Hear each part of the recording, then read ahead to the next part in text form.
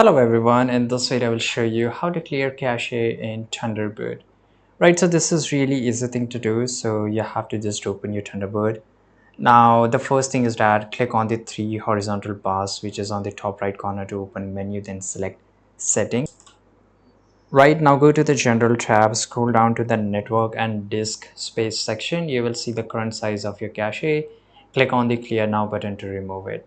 Optionally, you can check this box to clear the cache upon shutdown or set maximum cache up to 250 MB to prevent it from growing too large in the future.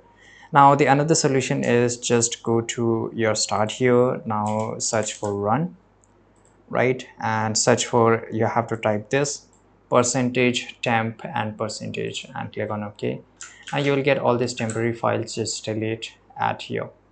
Right now you have to click on skip, which is not deleting. Right, same goes again, open run here.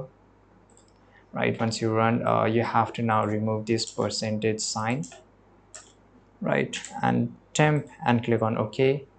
Now again select each and everything and then just go to and select here delete, skip the files which is not getting deleted. So what will happen, it will delete all the cache files and temporary files which it doesn't need and there's a no use in it. Right, temporary, you can in other words you can say that this is just a completely dustbin where it's all rubbish. So you can just delete it. It will create it will clean a lot of space in your system. And this is it. Thanks for watching this video. Subscribe.